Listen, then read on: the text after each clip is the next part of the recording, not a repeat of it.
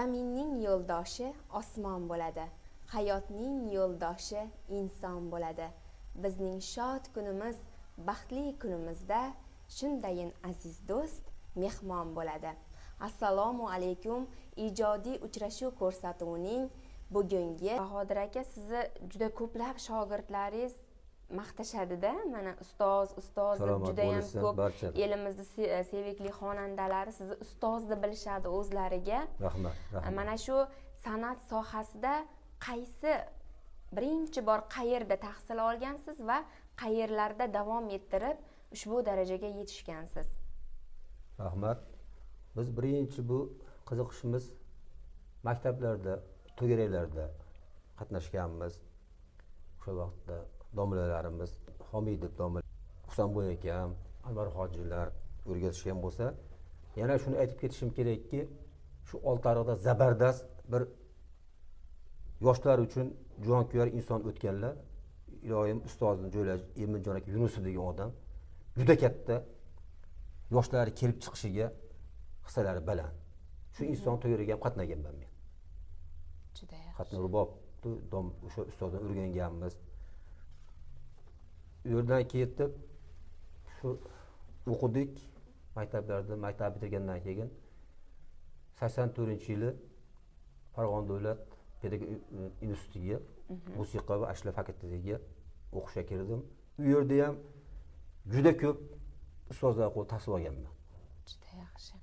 Azamjon aka Umarovdan rubob sullarini, Imyamin aka Qirg'izov, mana qolaversa O'zbekiston bulbuli,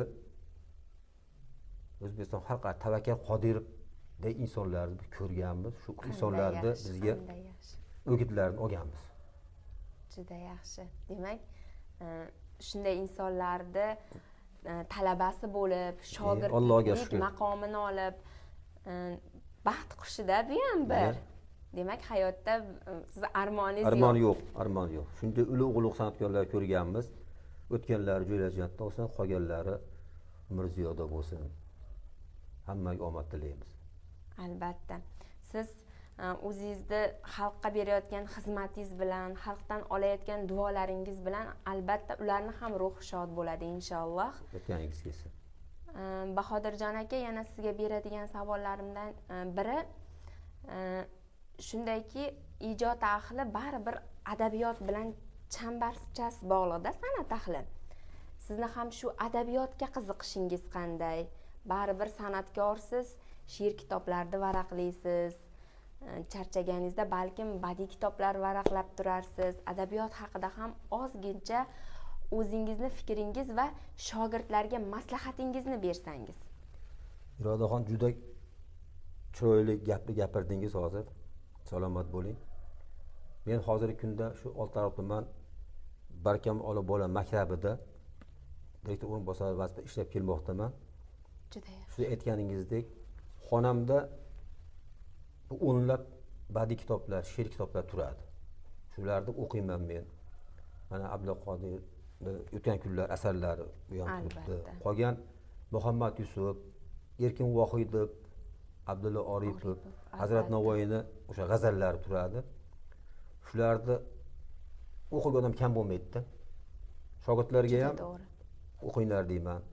O'sha kitobni turadi, men qo'shiq qilib, yaratib shogirdlarga aytinglar deb beraman. Yana bir inson o'tgan O'zbekistonda Fozil Qori Hazratlari. Shu insonni Hilol degan bir so'zlari bor. Shu insonni nimalar joylar jannatda bo'lsin. Shu ustozni ham bir adashmasam 5 dona she'rni qo'shiq qilganman. Juda chiroyli she'rlar, ma'noli. Shu yozgi yoshlarga shuni qilib tayyorlab aytaman. To'y xizmatlarida shu shogirdlarimga shuni berganman, to'yda aytib yurishim shuni. Juda yaxshi. Hozir agar iloji bo'lsa, ijozat bersangiz, o'sha Fozil Qori Hazratlarini bir ajoyib qo'shiqlari, she'rlari bor. Shuni qo'shiq qilganman. Aytib bersam bo'ladimi? Juda chiroyli bo'ladi. Qarang, yozganlar. Ishqi yo'q, ixlosi yo'q, bemuhabbat kimsadan qirda o'tlab yuruvchi chori polar yaxshiroq.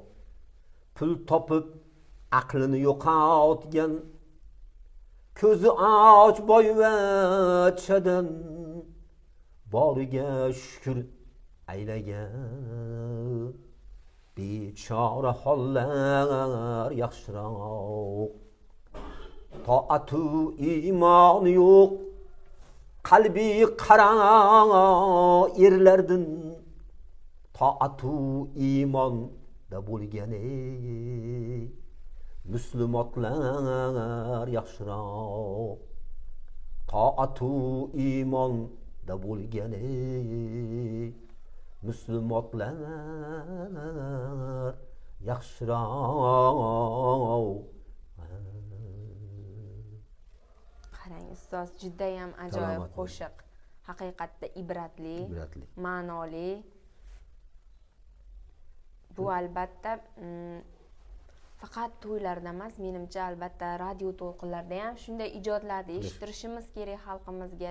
Televideniya orqali, ijtimoiy tarmoqlar orqali albatta bu qo'shiqni xalqimiz eshitishga munosib va arzirli qo'shiq bo'libdi. Rahmat. Sizga kattakon rahmat. Salomat bo'ling. Rahmat. Bahodirjon aka juda ham haqiqatda tahsinga loyiq arzirli qo'shiq bo'libdi. Rahmat. Shu qo'shiqni kuylayotganingizda xuddi o'rningizda ustozimiz Ahror Usmonovni ko'rgandek bo'ldim. Shularda nafaslarini his qilgandek bo'ldimda. Men to'g'risini aytsam, aytingchi, bu Ahror Usmonovni nafasi sizda bir shogirdmisiz yoki ularni o'zingizga ustoz deb bilganmisiz yoki ulardan qaysidir bir darajada ilm olganmisiz san'at borasida? Irodaxon, juda ma'qul gapirdingiz. Bizni ustozimiz birinchi o'rinda hamma san'atkorlar ustozi Sherali Jo'rayev. Albatta. Qo'shib aytamiz. Juda ko'pchilik menga savol beradi, siz aytsangiz. Ahror aka o'yi bor ustozimiz bo'ladi, inson ham salomat bo'lsinlar. Ahror akani juda ko'p qo'shiqlar aytganman men. Shuncha o'xshashim lekin hozir agar ruxsat bersalaring, o'sha Ahror aka ijro etgan bir ajoyib qo'shiq bor. Mayli. Agar ustozlarimizni so'raymiz, salomat bo'lsinlar. Suvda sandiq oqib borar, qalqa qalqa yor yor, qalqa qalqa yor yor. Atrofida yulduzchalar halqa halqa yor yor, halqa halqa yor yor. Ro'molini silkib qolar, qirg'oqda qiz yor yor, qirg'oqda qiz yor yor.